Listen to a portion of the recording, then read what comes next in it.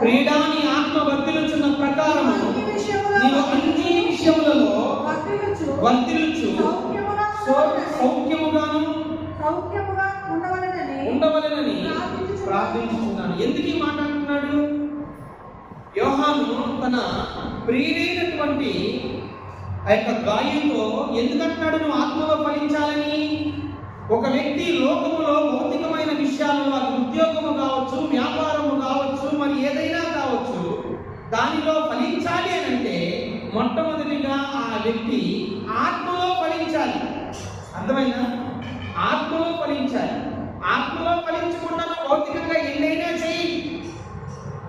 అర్థమైనా? అది ఎక్కడికి నేను ఫలింపులోకి నడిపించలేదు. ఎందుకనంటే ఈ యొక్క భౌతికమైనటువంటి విషయాలలో నువ్వు ఏదైతే విత్తుతావో, ఏదైతే చేస్తావో అంటే ఆత్మలో ఫలించకుండా అది ఒకనొక దినానికి నేను ఎక్కడికి తీసుకెళ్ళలేదు, మోక్షానికి నడిపించలేదు. అది శాశ్వతమైనటువంటిది నీకు ఇవ్వలేదు. అందుకనే ఆత్మలో ఫలించు, అప్పుడు నువ్వు అన్ని విషయాల్లో ఫలిస్తావు. అందుకనే ఒక వ్యక్తి డైరెక్ట్గా నీతి బాప్తిసం తీసుకోవడానికి రాడు. మొట్టమొదటిగా డైరెక్ట్గా బాప్తిసం తీసుకోవడానికి వచ్చాడే అనుకోండి, వాడు ఏం చేస్తున్నాడు? దేవుడిని మోసం చేస్తున్నాడు, తనను తాను మోసపరుచుకుంటున్నాడు. అర్థమైందా? ఆత్మలో ఎవరు ఫలిస్తాడు? మొదటిగా దేవుడు ఏమై ఉన్నాడు, ఆయన గొప్పతనం ఏంటి, ఆయన దేనిని విడిచిపెట్టి వచ్చాడు, ఆయన ఎందుకు వచ్చాడు, నా కోసం ఏమి చేశాడు, ఇప్పుడు నేను ఆయన కోసం ఏం చేయాలి. అర్థమైందా? అది గ్రహించుకోవడం ఏం చేస్తాడంటే హృదయంలో క్రీస్తు ప్రభువుని దేవుడు మృతులలో నుంచి లేపాడని గ్రహించి హృదయంలో విశ్వసించి నోటితో ఒప్పుకొని బాప్తిసానికి నడిపించబడతాడు.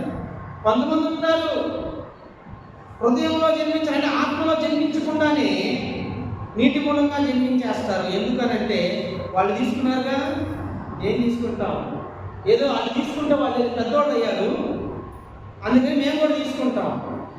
వాళ్ళు తీసుకున్న తర్వాత వాళ్ళు బిల్డింగ్ కట్టారు, మేము తీసుకుంటాం. అంటే దేనికోసం? ఇట్లాంటి వాళ్ళు కూడా ఉన్నారు. అర్థమైందా? తమను తాము మోసం చేసుకుంటున్నారు. వినుట వలన విశ్వాసము కలుగును, వినుట క్రీస్తుని గూర్చిన మాట వలన కలుగును. నువ్వు క్రీస్తు గురించి విను, వినాలి.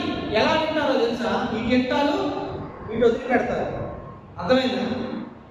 ఈ గిట్టాలు వీటి వదిలిపెడతారు.